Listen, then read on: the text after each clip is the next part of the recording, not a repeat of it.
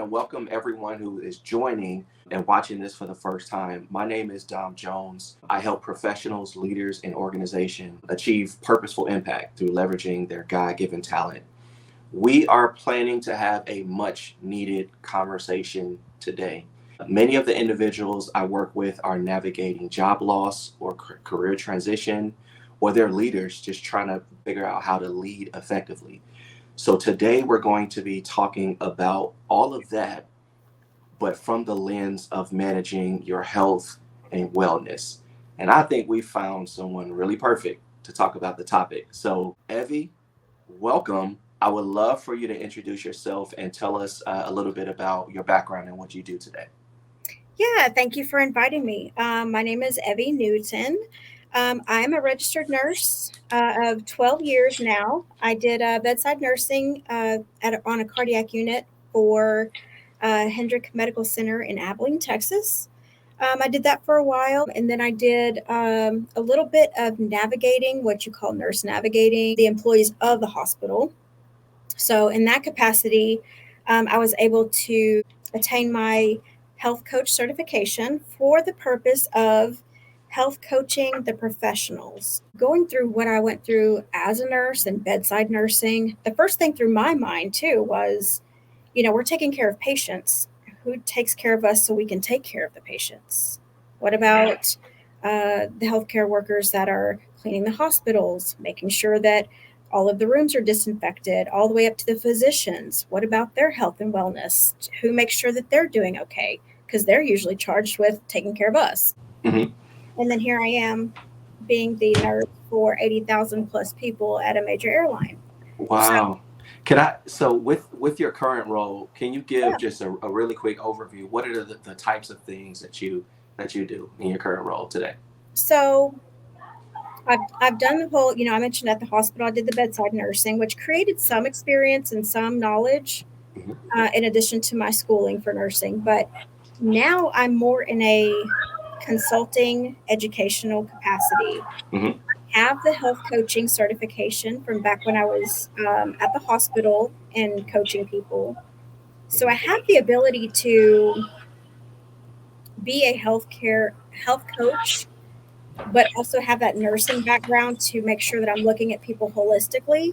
When I get asked what I do, I say everybody wants that one stop shop to kind of tell me where I need to start to get my health on track, whether it's Mhm. mental health, physical health, whatever, financial Mhm. health. I don't do the financial piece, thank goodness for y'all, I don't. But um, if you're looking at somebody holistically, what are the two things that bump up against each other? It's your mental health and your physical health. If you come to me as the health coach and you say, hey, you're a health coach, you can help me with weight loss, Mhm. I'm automatically going to turn on both hats where I'm like, okay, here's my health coach over here and my nurse hat is on.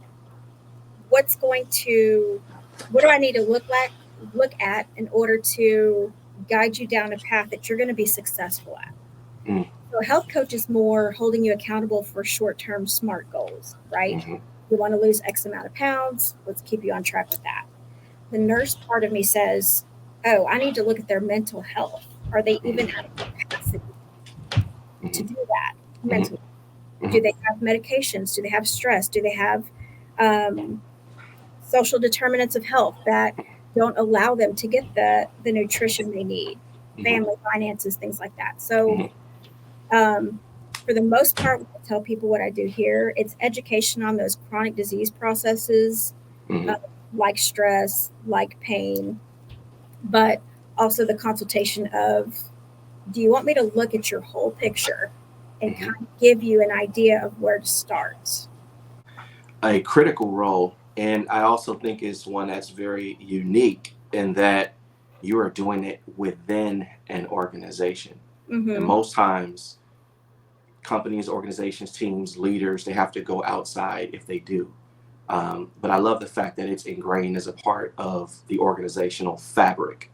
With that being said, I think because of your role, you have a very unique perspective in that you can be in the webinar where leaders announce that something crazy is happening and also be the one that the people who have to process it go to. Like, So so Yes. so you're walking with people and sitting in it with them real time. So as you support workplaces today as a health coach, what are some of the common themes that you see today in the climate that we're in? So there's a lot of residual trauma from COVID, right? Our ways of looking at the new norm is ever changing. Mhm. People are having a hard time adapting to what their new normal is. And in a corporate capacity, when, and what you said was a perfect example. In this role, I coach and consult with frontline employees to leaders making decisions that are going to affect cause the ripple. And I think what I see the most of is the front line is really frustrated because they're not having the decisions made that impact their life in a positive way, right? And the leaders are frustrated because they don't have the tools to give them to get there. Their hands are tied as well, right? Everything comes from a decision down, and it affects both parties, everybody in Mhm. between. Your blood pressure is going to go up because your stress level is elevated. You're continuing with that stress level and it's staying elevated without a chance of reprieve. There's no one that's going to push an easy button, if you will, and say, okay, you get a break. Now you get a break. We have to continue working at that capacity. And when that happens, we don't have time for our family. We don't have time for our health. We don't have time for a meditation break for our emotional health. Mhm. And it's just frustration building upon frustration. Um, but for the most part, I do see in the leadership type roles, they don't have the tools to help their employees, right? Because when employees are depending on their job for everyday finances, bills getting paid, they go to their leaders. Hey, I need more money. I need more hours. And if your company can't support you, you feel like you don't have an outlet. What else do? You look for another job. Now you have two jobs and so on. Yeah. So I would say for the most part across the board, it's that stress of not knowing where to go, what to turn for where to turn for your emotional and physical health, uh, Mm. what to give your employees as tools to help them when they come to you. Yeah. Like, hey, I can't make it in today. I feel like this. As a leader, what do you tell them? Where do you direct them? Yeah. What you just said is really profound, and what I find interesting is that more and more um, empirical research is starting to validate what we have already always suspected, which Mm-hmm. is the impact that your direct managers have on your overall well-being and wellness.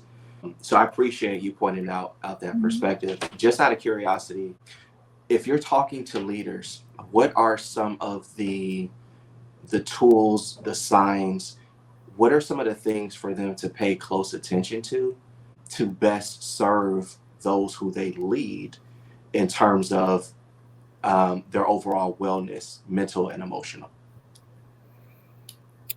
So when you're in a leadership capacity, you have an underlying obligation, responsibility, accountability to keep things going BAU, right? Business as usual, no matter what's going on, no matter what's coming from their boss. When you're performing on that level, you already have an underlying level of stress. When you're not able to perform the way that you used to, as far as showing that initiative, showing those accomplishments, meeting your numbers, not being able to support your employees with what they need to do their best and be their best, that eventually that stress can turn into depression, right? Because you're constantly letting yourself down to at a certain level because your expectation is, hey, I used to be able to handle this amount of stress and succeed. And now that technology has taken off, different ways to meet, the expectation for things to be done and addressed immediately, um, people underperforming, Mm-hmm. that they can't incentivize to do Mm-hmm. better. all of those things factor into, hey, you're affecting my stress level. Mhm. I can't help you because I'm struggling myself. So, Mhm. one of the things that leaders struggle with is not recognizing their own physical signs of, hey, I'm so stressed out. I usually handle stress well, but now I'm not. And what's sneaky about blood pressure is that your body harnesses it, right? So you're stressing, stressing, stressing, and your stress is trending up. You feel like you're handling it well. Mhm. You're getting things maybe 95% addressed, not like you used to, not going above and beyond. But that blood pressure is accommodating your stress level. Mhm. So whether you get depressed, which is an emotional side effect, if you will, because you're underperforming your expectations, Mhm. or if it's a physical component of your blood pressure getting higher and you've never had blood pressure issues before, um, you will get physically sick.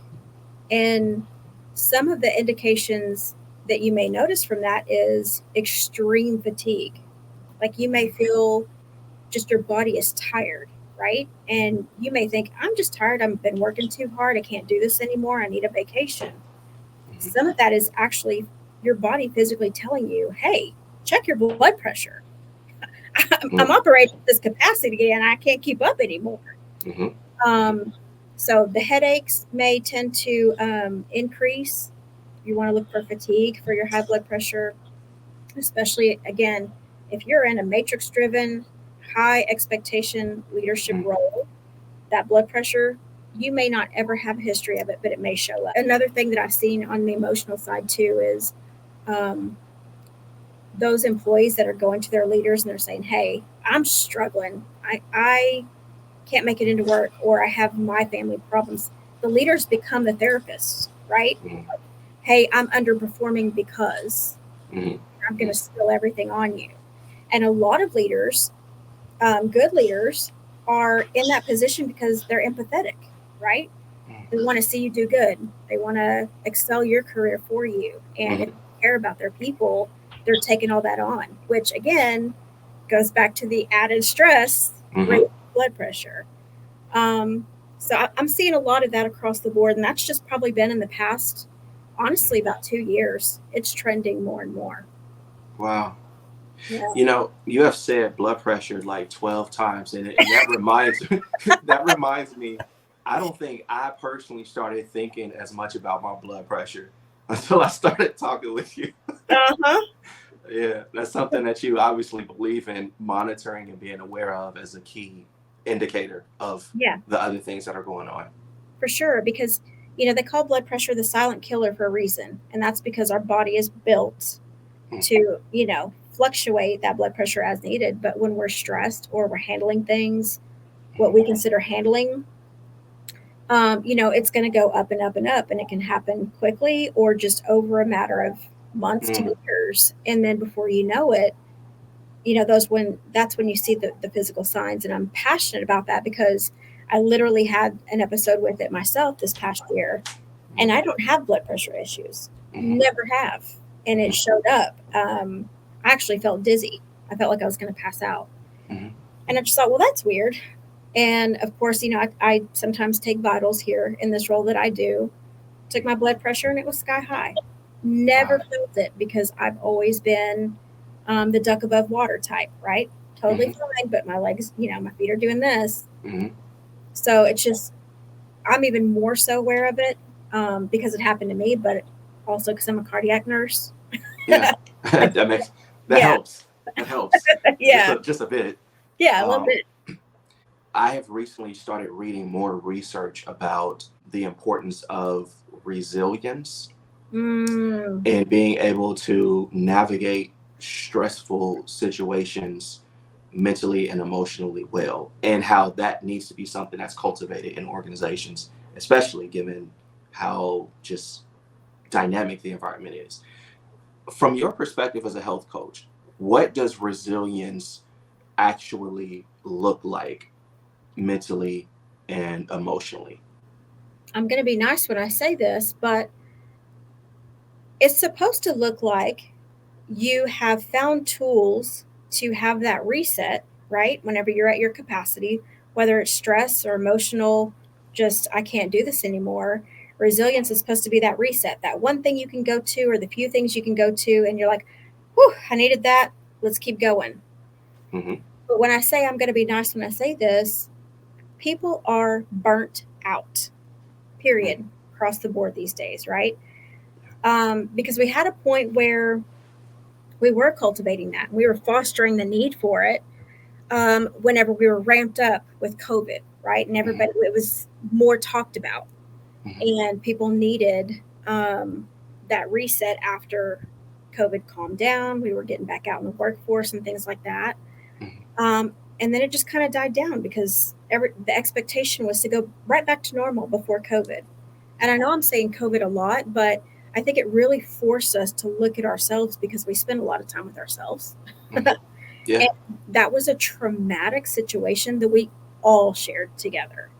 Mm-hmm. And when you look at resilience emotionally, you may have not had the tools to deal with that before going into a pandemic or a major change like that. If you didn't have the tools, you have nothing to build off of, right? So when you go through the trauma of 2 years and what we've had to incur with no training, no tools of how to be resilient, you're still re-traumatized, Mm-hmm. even more so, right? So Mm-hmm. there's such thing as PTSD without being in the military or without being diagnosed with it. And a Mm-hmm. lot of people don't understand they could have PTSD in order to say, hey, I do need those resilience tools to learn how to recover and keep going after a traumatic situation. Mm-hmm. The emotional part of it is I know we're burnt out, but we need to get back to what makes us refresh again. Mm-hmm. Is it taking a step back? Is it finding more tools? Is it talking to someone? Um, is it going back to square one when everything was great? Is it talking to somebody to see if you do have PTSD or a diagnosis you don't know about? Because it traumatized people that were already traumatized and just didn't know it. Mm-hmm. Uh, Resilience for me on a physical level is when we're diagnosed with something, say we get diagnosed with a physical condition, right? Mm-hmm. It's like diabetes. Say you get diagnosed with diabetes type 1, which is major. That causes people to go into depression, isolation depression all the time. So, using that as an example, the resiliency comes in when you find a way to cope. What's my coping mechanisms? Who can help me with this? Who's my support? Who can I turn to? Talk about it, right? Decrease the stigma of, hey, I feel alone because I have this. And then finding that tool, that reset button, Mm-hmm. say, okay, I'm actually good to go at this Mm-hmm. level. And then I'm just going to work at this level until I feel better. Mm-hmm. Um, but yeah, all of it starts with the seed of a conversation, right? You have to find someone that you can talk to, whether it be your spouse, your partner, an anonymous tip line. There's so many helplines out there right now. There's nothing wrong with advocating for yourself, whether you're a leader, frontline, um, powerful executive. Mm-hmm. Call those crisis lines and say, hey, Yeah. I need you to listen. I don't need to be fixed. Just listen to me right now. And there's nothing wrong with that, just to get it off your chest. Be your own advocate. Yeah. It's Yeah, so simple, but it takes so much courage it to does. be able to raise your hand and say, I'm not okay, or I'm struggling. Um, Or if you don't know if you're not okay, right? And some of mm, the some of the key clues to that is when you start saying, I don't wanna, I don't feel like. mhm, If it starts with the I don't, you need to ask yourself, but why? Right? mm, Because there was a time when you did. You mhm, wanted to get up and go to work. You did want to go to the grocery store instead of ordering it, or you did want to go to the gym. mhm. Whatever it is that you used to do that now you don't, you got to ask yourself why and pinpoint what that turning point was and what Wow. caused it. Yeah, Wow. I think a natural segue, you talked about burnout and some of the things to look for. What we're seeing in the marketplace today, you have people, and I say this, prioritizing their mental and emotional health and saying, I don't want this anymore, and then pursuing something else. But then you also have this environment where layoffs are still very much a thing, and left and right still, people are being let go or laid off from employment in massive numbers. So from your perspective, whether it's you moving on from burnout or trauma by your own initiation or being let go, what are some of the tools or ways to cope or to navigate that whole departure, job search, in a way that's emotionally and mentally healthy? That's a really good question. And, you know, I want people first and foremost to understand when they make a change, whether it's by their own means to better themselves. If it's in that capacity and you're in a good place mentally and physically to leave a company or just say, hey, this isn't a good fit for me, you definitely want to have your checklist, right? Of, hey, what do I not want? It's like a relationship. What do I not want from the last one, and what do I want in the next one, right? And your company kind of drives that, and your coaching style kind of drives that. Like, hey, let's point those out. Let's have a real conversation, and let me give you some tools to help cultivate that. Now, when it is a layoff type traumatic situation, remember that again, you're still traumatized from all of these other things that you may not have addressed yet. So when you find yourself getting deep into, oh my gosh, it's been 2 days, I haven't found a job, I don't know why nobody's responding, and you're going down this shame spiral, right? Am I not good enough? Am I not qualified enough? How come nobody's calling me back? And that may grow days to weeks, and you're just kind of starting to get a little anxiety. um, you have to remember that you are building on top of some already on top of a foundation of trauma, right? When you've been let go, you're also dealing with a traumatic situation and um, a betrayal of trust, right? So it's like someone is breaking up with you, so you may feel saddened. So you've got the saddened on top of everything else. The abandonment, there's a lot of different emotional things you can feel just from getting let go. You may feel inadequate, that there was a reason they let you go. And a lot of people start to self blame. If I would have, if I could have, I should have done. And there's nothing in that situation. If you're let go from a company that was personally driven, right? Or you would have got fired, Mm-hmm. Mm-hmm. And so you have to give yourself some grace. You have to think with positive intent, and you have to control your environment, right? As far as I'm going to have a positive outlook. I know this is giving yourself grace. I know I'm sad right now and I'm getting super frustrated and defeated by not finding something. What can I do? What resources do I have to start focusing more positively? Yeah. It's the hardest thing in the world to have that transition from one job to getting laid off to finding another, or the fear of the unknown. Am I ever going to get a job? Will eat you alive. And so it's really important, again, when you're in that transition phase, start a conversation. You never know where those are going to lead. You know what I mean? Just ask how people are doing, do a little chit chat, but keep them in the back of your mind. It'll also help you, like the social interaction will also help you feel not so alone in your job search too. But yeah. Yeah.